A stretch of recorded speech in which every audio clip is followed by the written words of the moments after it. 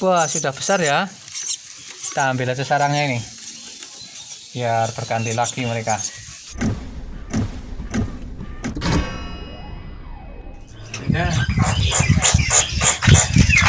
Assalamualaikum, selamat datang di channel Burung Liar. Dan pada kali ini saya mau memanen lagi untuk anakan burung jalak yang kemarin telah kita lihat atau pernah kita cek ya. Jadi di sana ada telur 6.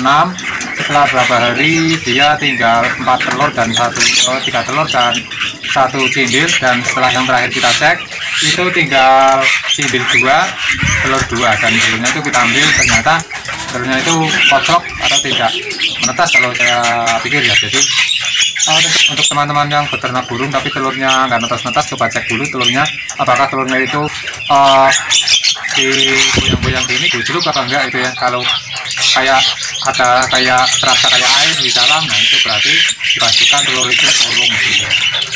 Ini berisik banget ya teman-teman ya, jadi sampai nggak fokus ngomongnya ya. Jadi langsung saja ini kita dari pertama yang teman-teman tanyakan mungkin tentang penjodohan. Nah, jadi untuk penjodohan burung ini memang agak-agak susah. Kalau yang baru kenal burung jalak atau baru mau budidaya burung jalak itu memang agak susah. Jadi walaupun dia sepasang tapi di kandang, dibikin satu kandang itu biasanya nggak bisa, ya nggak cocok. Terus walaupun dia betina semua itu kalau dibikin satu gitu ya, itu juga kadang-kadang nggak bisa. Jadi memang susah juga ya untuk menjodohkan atau membudidaya burung jalak itu. Kalau memang dari pertama saya juga bingung, banyak banget pertanyaan ya, itu padahal sudah kita bikin videonya ya. Jadi bagaimana cara tepat untuk membuat burung jalak itu jodoh, terus bagaimana cara tepat dan cara yang pasti ataupun fakta burung jalak yang jelas bisa menjadi jodoh ataupun bisa menjadi nggak jelas lagi, itu udah ada ya. Jadi kalau kita harus jawab satu persatu memang sangat susah. Jadi untuk teman-teman yang benar-benar serius mau melihara burung, mau budidaya burung jalak itu cek saja, bisa cek video saya sebelumnya kalau memang video ini belum paham ya. Jadi di sini saya cuma mau panen ya. Jadi yang pertama tadi kita bicarakan masalah jodoh, dia dilepas di luar gitu ya. Itu ada yang pertama itu koloni dicampur gitu ya di dalam kandang, dan yang kedua itu bisa dilepaskan dan mereka biasanya itu bisa kenal di luar ruangan. Nah itu untuk penjodohan. Untuk lebih pandangnya teman-teman bisa cek video sebelumnya, itu sudah ada ya. Dan yang kedua makanan. Di makanan burung jalak itu memang kadang-kadang ada yang nggak doyan jangkrik, ada yang nggak doyan ulat, dan kadang-kadang juga ada yang nggak doyan pur. Jadi ya di sana itu kadang-kadang bikin bingung juga para pemelihara burung ya. Jadi pada bingung itu ya, pada bingung burungnya. Ditanya yang satu katanya punya aku makan jangkriknya sehari bisa sekian ekor. Nah sedangkan yang satunya punya aku nggak doyan. Nah dan yang satunya punya aku makan ulat malah lahap banget, dan yang punya satunya malah nggak doyan ulat juga nggak doyan jangkrik. Nah itulah karakter burung jalak khususnya ya. Itu memang karakternya susah banget untuk dibedakan, sehingga bikin bingung kita untuk menjawab pertanyaan teman-teman semua. Nah jadi di sini kita hanya berjalan dengan seiringnya fakta-fakta yang ada, berjalan dengan seiringnya eksperimen yang telah kita coba. Nah jadi di sini kita juga nggak cuma ngomong doang ya, jadi ada buktinya juga bagaimana penjodohannya dan bagaimana kita memanennya gitu ya. Oke, dan kita itu tadi udah ya, jadi untuk makanannya aja seperti itu ya. Jadi solusinya agar dan ini solusi agar burung jalak bisa memakan serangga yang tadinya itu nggak mau makan. Nah jadi solusi melepaskan burung jalak dari sangkar keluar itu juga solusi bagus untuk teman-teman yang punya burung jalak tidak mau makan serangga. Jadi setelah keluar dia nanti mau makan serangga teman-teman, jadi dia bebas bergerak sehingga dia itu rasa laparnya itu bertambah. Dan yang di sini yang sudah dijalani atau sudah dieksperimen itu burung jalak itu yang tidak mau makan serangga sekarang sudah mau makan serangga, berdasarkan atau karena burungnya itu saya lepaskan di luar kandang ya, itu untuk makannya yang tidak doyan. Dan yang ketiga apalagi itu setelah netas. Nah, telur dulu ya. Jadi yang pertama itu telur. Kalau telur itu kalau udah bertelur, teman-teman hanya bisa melihat satu kali saja kalau memang yang baru pemula ya. Jadi dilihat satu kali saja, itu pakai kamera aja, jangan dipegang. Kalau pegang kayak kemarin saya pernah memegang itu malah pada urung. Untung itu indukannya nggak gampang stres sehingga dia masih tetap menerang walaupun untuk telurnya itu banyak yang urung ya. Jadi kalau teman-teman punya yang baru nelur atau pemula itu jangan dipegang ya, saya sarankan pakai HP aja, itu tak jelas dan cuma dilihat satu kali aja. Dan setelah 15 hari ya, biasanya kan kalau ngerang 12 hari ditambah 3 hari peneluran berarti 15 hari. Nah 15 hari atau 16 hari teman-teman bisa cek lagi, atau biasanya itu kalau udah punya anak atau udah menetas itu biasanya si indukan akan membawa makanannya buat anaknya itu ya, biasanya seperti itu. Jadi teman-teman nggak boleh atau ya tidak disarankan untuk melihat anaknya setiap hari, telurnya setiap hari, saking senangnya itu tiap 3 hari sekali dilihat apakah telurnya itu masih atau enggak itu ya. Jadi saya katakan itu harus sabar. Jadi memang harus sabar untuk memelihara burung-burung yang sedang berkembang biak. Memang rasanya senang banget ya, tiap hari pengen dilihat, tapi jangan dilihat dulu sampai 15 hari sampai benar-benar burungnya itu bawa makanan. Itu kalau nggak jadi biasanya ya teman-teman dikiranya itu harinya yang belum pas, padahal memang telurnya nggak jadi. Nah, kalau baru 15 hari jangan dipegang dulu telurnya, jadi nunggu dulu sampai paling nggak 18 hari sampai 20 hari nggak apa-apa. Nah itu kalau memang sudah nggak netas ya ambil aja, nggak apa-apa ya. Itu biasanya kalau ternak di luar yang pertama memang susah jadinya, dan walaupun jadi itu 1-2 aja. Nanti kalau udah berturut-turut biasanya akan menghasilkan anakan yang lebih banyak karena mereka sudah paham untuk mencari makan di luar gitu ya. Nah, terus ada lagi yang kalau di luar makannya apa. Nah kalau di sini di luar itu nggak ada makanan apa-apa, jadi nggak pernah dikasih makan. Itu kenapa saya menunjukkan pas dikasih makan itu kan karena saya sedang mengambil videonya biar burungnya itu kelihatan, karena mencari makannya burung di sini itu jauh sehingga untuk kita videokan itu nggak bisa. Nah makanya di setiap kali kita bikin video itu burungnya selalu dikasih makan, itu kan karena kita mau mengambil untuk gambarnya saja ya teman-teman. Oke, dan di sini saya merasa senang sekali karena sudah ada beberapa pasang burung yang bisa kita gunakan di luar kandang, dan semuanya itu bisa. Jadi untuk teman-teman yang bilang nggak bisa itu karena belum coba. Kalau sudah dicoba semuanya pasti bisa. Karena untuk burung jalak itu sebenarnya burung yang sangat mudah untuk kita gunakan. Tapi kemarin ada yang komentar juga, burung saya nggak mau hinggap di pundak ataupun di tangan, sehingga saya takut mau melepaskan burung itu di luar kandang. Salah ya. Jadi yang namanya lulutnya jalak ya nggak semuanya itu bisa hinggap di tangan ataupun di pundak. Jadi lulut itu kalau kita lepas sudah nggak terbang jauh ataupun dia masih mau kembali, berarti itu sudah lulut meskipun dia tidak bisa kita pegang teman-teman. Ya, jadi lulut itu bukan berarti burung itu mau hinggap ke kepala, ke pundak atau ke tangan. Jadi yang namanya lulut itu kita lepaskan sudah nggak mau keluar atau terbang, itu namanya sudah lulut ya. Oke, langsung saja tanpa banyak bicara, itu kemungkinan sudah cukup segitu ya. Jadi besok kita sambung lagi, kita langsung saja akan memanen untuk anaknya. Nah jadi ini untuk anaknya kemarin yang kurus kering ya, jadi sekarang sudah mulai gemuk itu, dan kita mau menambahkan lagi untuk anaknya di sana. Oke.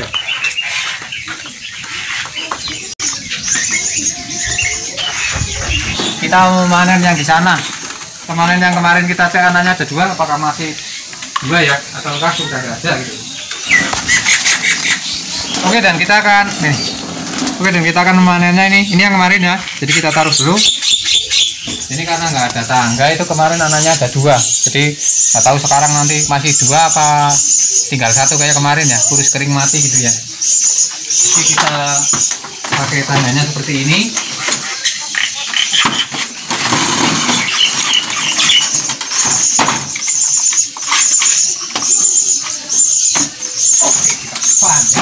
Banyak mana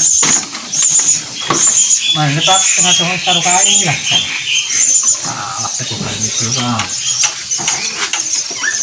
Yang cepat kain atau dipantau kain. Oke, kita cek anaknya, kita panen lah, kita turun aja ya,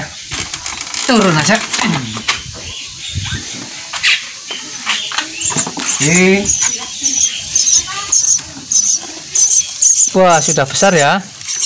Kita ambil aja sarangnya ini biar berganti lagi mereka.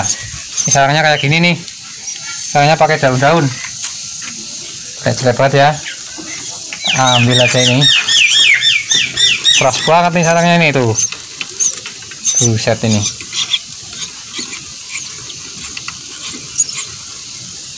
Oke, enaknya ada 2 ini. Malah ada tainya. Besar banget tuh, lemu ya, gemuk. Nah, kalau ini anak yang bagus nih, gemuk nih, besar. Oke, langsung saja kita taruh ya. Jadi sama ini nih ada sisa waktu 4 hari, tapi di sini tuh udah kayak sama, bahkan udah besar yang ini. Karena yang satunya itu memang diternak di dalam kandang kemarin, jadi agak susah. Jadi kita buang aja sarangnya ini biar mereka sarang lagi nih.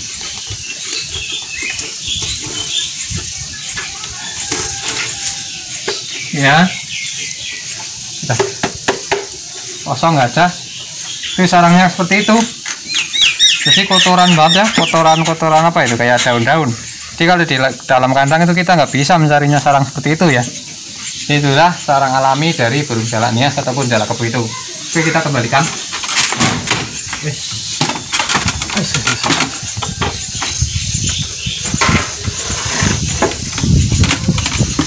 Oke, gampang saja, nggak dipaku. Kita langsung turun saja. Ya, dan kita akan memakaikan untuk cincinnya.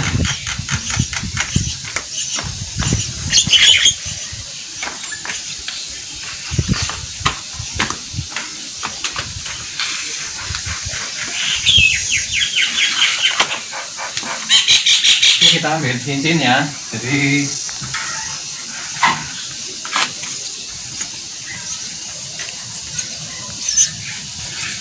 oke, langsung aja nih cincinnya teman-teman. Tidak sini ini video dari mana nih, di situ. Oke, saya akan memakaikan untuk cincinnya ini.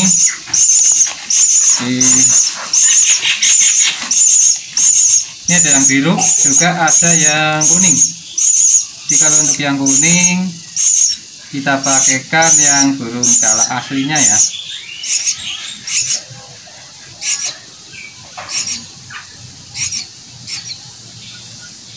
Untuk jalak aslinya kita kasih yang kuning.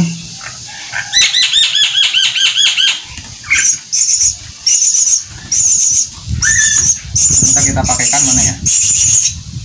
Oh, itu hampir sama. Kalau kecil itu hampir sama itu, ya kan? Kalau kecil itu hampir sama loh. Jadi nggak ada beda sedikit. Kita langsung saja akan memakaikannya. Ini ada tulisannya burung liar ya teman-teman ya. Kita tinggal makainya tuh, udah kecil aja udah agak susah ya, apalagi kalau besar ini. Ini kalau udah besar sedikit nggak bisa diambil ini. Ini sangat rekomendasi banget ini untuk apa namanya selangnya ya. Oke, ini untuk jalak kebonya saya kasih yang kuning, dan untuk jalak boninya kita kasih yang biru ya. Jadi kita ambilkan yang biru. Mana nih? Yang biru nomor 9 dan nomor 10. Oke. Langsung saja kita pakaikan. Kita pakaikan yang kaki yang kanan-kanan semua ya teman-teman ya. Jadi biar kita enak untuk apa namanya nanti melihatnya gitu.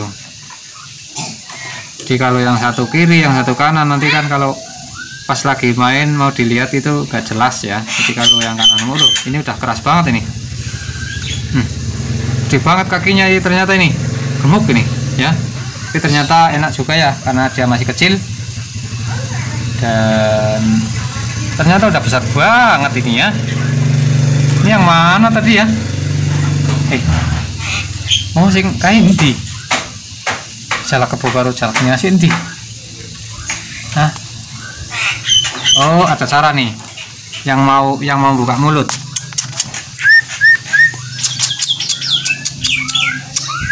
Ini nih yang bunyi, ini berarti jalak kebonya emang kecil. Jadi emang besar ininya loh. Malah ini malah tambah besar ya, padahal baru berapa hari ini. Nah itu kan, ini berarti jalak kebonya yang udah lama kita pelihara, sehingga dia mau membuka mulut. Soalnya kalau yang baru ngambil itu biasanya nggak bisa membuka mulut teman-teman. Jadi biasanya itu mereka takut sampai beberapa jam gitu ya.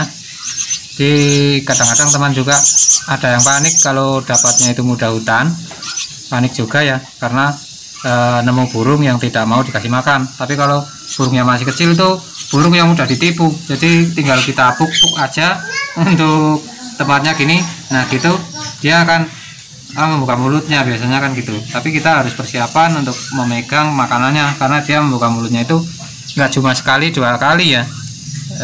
Dia cuma sekali, jadi dia nggak sampai 3 kali atau berkali-kali itu biasanya. Aduh, ini mah susah banget nih, kakinya udah besar nih, udah nggak bisa ya kayaknya ya. Cacat nggak nanti kalau dipaksa ya, banget kakinya ini, udah telat ya, telat ngasih ya, kita paksakan lah. Gak saja mau, nih udah kesakitan nih burungnya nih ya kan tuh. Jangan-jangan ini nanti masalah ya.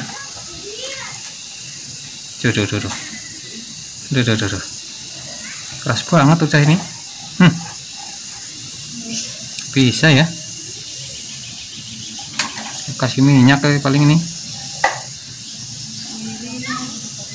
Paksa saja ya. Sakit mau enggak ya terserah ya. Oke. Udah masuk ini. Padahal masih kecil. Ini gelangnya ukuran 5,5 ya teman-teman ya. Jadi kecil.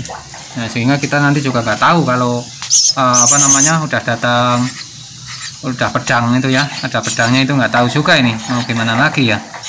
Nah, intinya sekarang kita bisa memasang untuk cincinnya ya, semoga saja sih bisa diambil gitu. Oke, ini kayaknya sakit nggak ya, aman.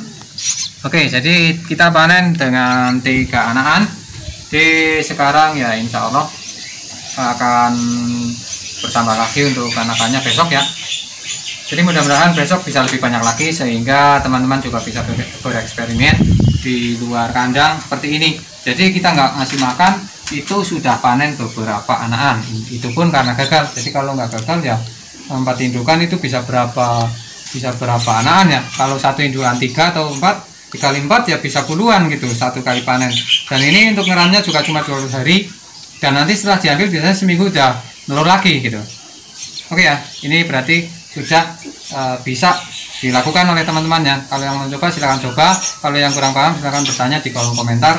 Insya Allah nanti saya akan menjawabnya bagaimana caranya, bagaimana pokoknya apa saja yang teman-teman mau diceritakan, mau dipertanyakan silahkan saja. Oke, salam lestari, salam jinak, salam burung tanpa kandang. Terima kasih.